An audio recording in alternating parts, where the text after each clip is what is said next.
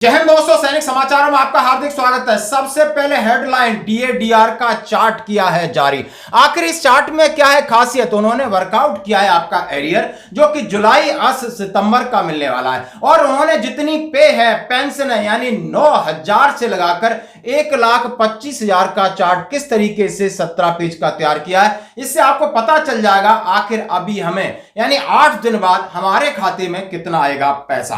और बड़ा वीडियो, पहली बार चीफ ऑफ आर्मी स्टाफ ने बोला है कि आपका भूगोल बिगाड़ देंगे, इतिहास से नाम निशान मिटा देंगे, घुस के नहीं घुसेड़ के मारेंगे, खदेड़ के मारेंगे। अब ऑपरेशन सिंदूर पे कुछ बड़ा होने वाला है और सेना को कहा है कि आप तैयार रहिए। और मैं बताऊंगा कि सेना की दरियादिली शहीद जवान की बहन की शादी में पहुंचते हैं उसके फौजी दोस्त, तो फिर क्या होता है। तो दोस्तों, खबरें करते विस्तार से। सबसे पहले मैं इस डीए और डीआर एरियर का जो चार्ट है 17 पेज का, यानी यदि आप सर्विंग हैं तो आप अपना डीए वर्कआउट कर सकते हैं, यदि आप रिटायर हैं तो आप डियरनेस रिलीफ वर्कआउट कर सकते हैं, क्योंकि इसमें जो 17 पेज दिए हैं और उसमें इसकी खासियत है कि आपका बेसिक पे और पेंशन जो कि 9,000 से उन्होंने शुरू किया है, और उसके बाद 55% से आपका डीए कितना था, 58% से आपका डीए बढ़ोतरी कितना होता है, और वो जो 3% से बढ़ा हुआ है उसमें 3 का गुणा किया हुआ है, क्योंकि वो एरियर बनता है जुलाई, अगस्त और सितंबर का। 3 महीने का एरियर आपकी पेंशन से पहले आपके खाते में आएगा, दिवाली से पहले आएगा। और जो बढ़ा हुआ 58% जो डीएडीआर है वो अगली पे पेंशन के साथ जुड़ के आएगा, यानी ग्रॉस पेंशन में बढ़ोतरी वहां आपको दिखाई देगी। और ये जो एरियर है, इन्होंने जो चार्ट बनाया, जरा इसके ऊपर देखते हैं। आप देखिए 17 पेज है। पहला पेज पे उन्होंने लिखा है कि 9,000 से 16,300 तक जिसकी पेंशन है, बहुत सारी फैमिली पेंशन है, बहुत सारा मिनिमम यानी पे लेवल 1 के लोग हैं उनकी पेंशन है, या किसी की पे हो सकती, तो उसके हिसाब से उन्होंने वर्कआउट किया है कि आपका कितना एरियर बनता है। पेज नंबर 2 पे 16,400 से 23,700 के बीच में जिसकी पे और पेंशन है वो वर्कआउट करके देख सकते हैं कि उनका एरियर इस चार्ट में पेज नंबर 2 में उनका एरियर वर्कआउट किया हुआ है। पेज नंबर 3 में 23,800 से 31,100 तक के बीच में जिसकी पे और पेंशन है, बहुत सारे पेंशनर होंगे 23,800 31,100 के बीच में। इस यानी पेज नंबर 3 जो चार्ट है उसमें आपको एरियर दिया गया है। इसी तरह पेज नंबर 4 में 31,200 से 38,500 उसमें एरियर वर्कआउट किया हुआ है। पेज नंबर 6 के अंदर 38,600 से 46,900 यानी 46,900 तक के बीच में जिसकी पे पेंशन है उसका उन्होंने एरियर वर्कआउट किया है। और नेक्स्ट 47,000 से लगाकर 54,300 पेज नंबर 6 का, वो पेज नंबर 5 का था, इनमें आप डीएडीआर का एरियर कैलकुलेट कर सकते हो। पेज नंबर 7 में 54,400 से 61,700 तक के बीच का है जिसकी आपकी कैलकुलेशन है। और 8 पर 61,800 से 69,100 के बीच में जिसकी पे पेंशन, उनका एरियर कितना बनेगा। 9 पे 69,200 और 76,500 के बीच में, और 10 पे 76,100 और 83,900। इसी तरह 7 और 17 पेज तक लास्ट में यदि किसी की पे पेंशन 1.25 लाख रुपए तो उसका डीएडीआर का एरियर कितना होगा, ये आप देख सकते हो। आप किसी को चाहिए आप ले सकते हो अपना कैलकुलेशन। अब मैं बड़ी बात करूंगा, पहली बार जबरदस्त ललकार, घुस के नहीं घुसेड़ के मारेंगे, खदेड़ के मारेंगे, भूगोल बिगाड़ देंगे, यानी आपका ज्योग्राफिकल जो फिगर है बिगाड़ देंगे, और इतिहास से नामो निशान मिट जाएगा कि आखिर ये पाकिस्तान था कहां। इस बार भारत देश पूरी तैयारी के साथ है और इस बार वो संयम नहीं रखेगा जो सिंदूर 1.0 में हमने संयम रखा। इस बार हम आगे की कार्रवाई करेंगे और कुछ ऐसी कार्रवाई करेंगे कि हो सकता है पाकिस्तान को सोचना पड़े कि उसे इतिहास में, भूगोल में रहना है कि नहीं रहना। अगर उसे भूगोल में अपनी जगह बनानी है तो उसके लिए उसे जो स्टेट स्पॉन्सर टेररिज्म जिसको हम बोलते हैं, यानी कि उसका देश जो टेररिज्म को स्पॉन्सर कर रहा है उसे रोकना पड़ेगा। तो आप अपनी पूरी तैयारी करके रखिए, और अगर परवरदिगार चाहेंगे, भगवान चाहेंगे, भाई गुरु चाहेंगे तो बहुत जल्दी ही आपको मौका मिलेगा। उसके लिए ऑल द बेस्ट। जय हिंद। पहली बार chief of army staff general Dwivedi साहब की ललकार ये सुन सकते हो, सीधी चेतावनी है, उनको चेतावनी दी है और हमारे जवानों को उन्होंने सावधानी दी। और उसी तरीके से वायुसेना प्रमुख ने कहा है मजाक करना बंद कर दे पाकिस्तान अपने गिरेबान में जाके, उसके पास कोई सबूत नहीं, यानी वो कहानियां जो गढ़ रहा है और अब ऐसा जवाब देंगे। पहले के उन्होंने सबूत के वीडियो जारी किया है।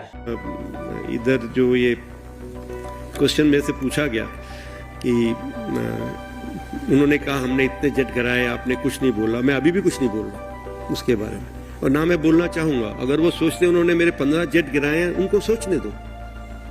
I hope they are convinced about it and they will cater for 15 less aircraft in my inventory when they come to fight again. So why should I talk about it? तो मैं उसके बारे में आज भी कुछ नहीं बोलूंगा कि क्या हुआ, कितना नुकसान हुआ, नहीं हुआ, कैसे हुआ, क्या कुछ नहीं बताना चाहिए, क्योंकि उनको पता करने दो ना। जैसे हम भी तो कुरेद के निकाल रहे हैं ना, हमने क्या कर पाए हम लोग, तो उनको भी निकालने दो। लेकिन ये बात आपको सब बड़ी क्लियर है कि आपने कोई एक ऐसी पिक्चर देखी है जहां पे हमारे किसी एयरबेस में कुछ गिरा हो, कुछ लगा हो, कोई हैंगर डिस्ट्रॉयड हो, कुछ हो? जो इतनी सारी पिक्चर्स हमने उधर की दिखा दी, वैसे एक भी पिक्चर वो नहीं दिखा पाए हमें। सो उनका जो नैरेटिव है वो आई थिंक उनके जो वो मनोहर कहानियां हैं। सो चलने दो, अच्छा है।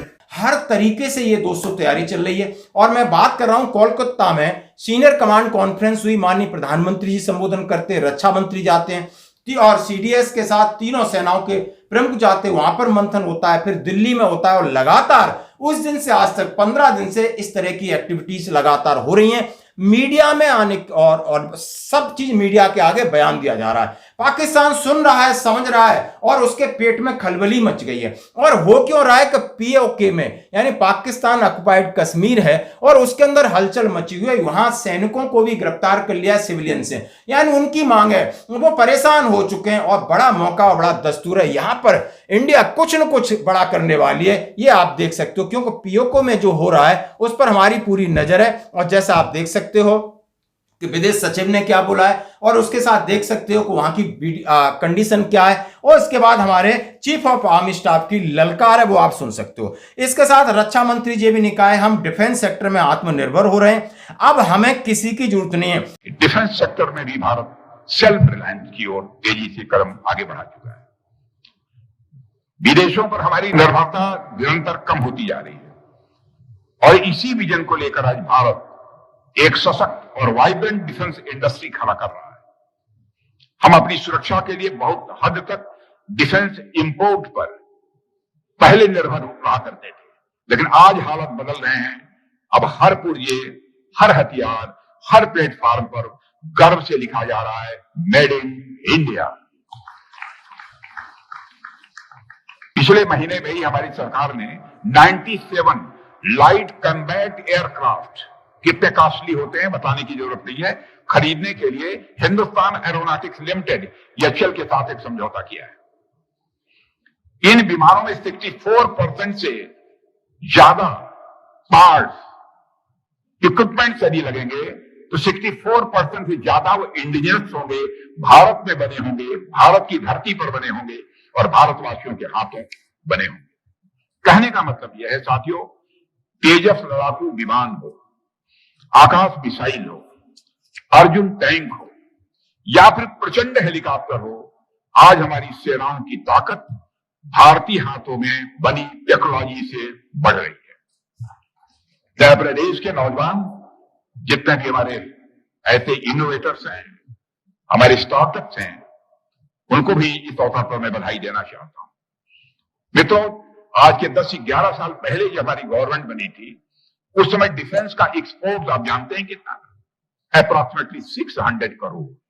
और आज आपको जानकर खुशी होगी कि हमारा एक्सपोर्ट आज 10-11 वर्षों में 600 करोड़ से बढ़कर मोर देन 24,000 करोड़ तक पहुंच गया है।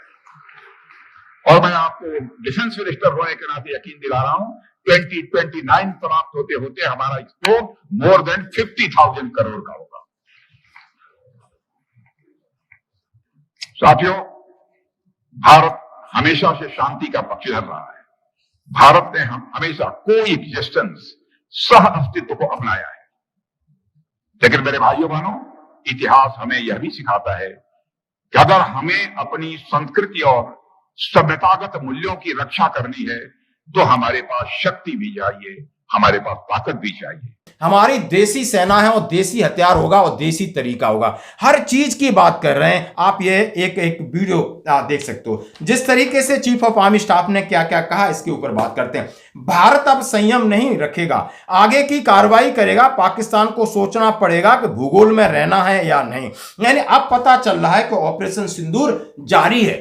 अब पता चल रहा है कि ऑपरेशन सिंदूर जारी है और जवानों को कहा है कि कुछ तैयार रहना, आपको जल्दी ही अच्छा एक मौका मिलने वाला है। आप समझ सकते हो, सीधी सीधी चेतावनी नहीं है, सावधानी है, तैयारी है और खुल के बोला है कि भाई सावधान हो जा, कहां रहना है अब तू सोच ले भाई। और कहा श्री गंगानगर में army chief general Upendra Dwivedi ji ने कहा जिस तरह भारत ने ऑपरेशन सिंदूर 1.0, अब नाम 1.0 दिया है, इसका मतलब अगला ऑपरेशन सिंदूर आपको जरूर मिलेगा। संयम रख लिया था, अमेरिकी दबाव भी हो सकता है, कहीं का दबाव। अब अमेरिका को भी उन्होंने ठेंगा दिखा दिया है कि तू अपना काम कर, अपनी संभाल, हम अपने तरीके से रहेंगे, अपने तरीके से जिएंगे, अपने तरीके से लड़ेंगे। और अमेरिका को भी समझ में आ गया है अभी। जैसा कि ऑपरेशन सिंदूर के बाद जितने सारे डिस्प्यूट हैं वो आपने सभी जानते होंगे, सुने होंगे। और उन्होंने कहा है अब मैं संयम नहीं रखूंगा, इस बार हम आगे की कार्रवाई करेंगे, कुछ इस तरह की कार्रवाई करेंगे कि पाकिस्तान को सोचना पड़ेगा कि उसे भूगोल में रहना है या नहीं रहना है। यह भाषा बिल्कुल द्विवेदी साहब की कड़क। अगर पाकिस्तान को भूगोल में अपनी जगह बनानी है तो वो शांति से रहे, आतंकवादियों को संरक्षण देना और यहां भेजना बंद कर दे। सेना प्रमुख ने जवानों से कहा आप अपनी पूरी तैयारी करके रखें, अगर भगवान ने चाहा तो जल्दी ही मौका मिलेगा। सेना प्रमुख शुक्रवार घड़साना के गांव में आर्मी छावनी में पहुंचे थे। ऑपरेशन सिंदूर में भारतीय सेना ने पाकिस्तान के 9 आतंकी ठिकानों को नष्ट किया, 100 से ज्यादा आतंकियों को मारा। ऑपरेशन सिंदूर हमारी जिंदगी से जुड़ा एक बड़ा पहलू है, जब तक हम जीवित रहेंगे हमें याद रहेगा। ऑपरेशन सिंदूर का नाम प्रधानमंत्री की ओर से दिया गया था, जो कि महिलाओं के लिए डेडिकेटेड था।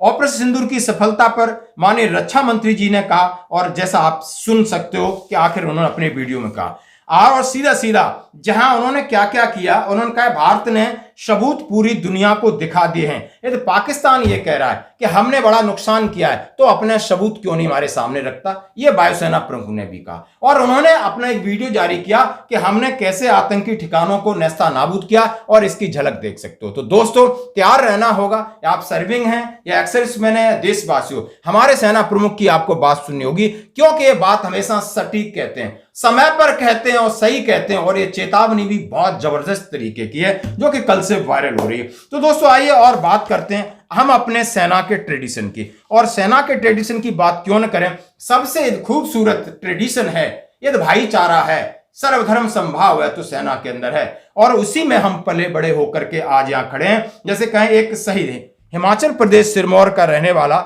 आशीष कुमार शहीद हो गया था। उसकी बहन की शादी थी आराधना की, और यूनिट से उसके दोस्त जाते हैं और भाई का फर्ज निभाते हैं।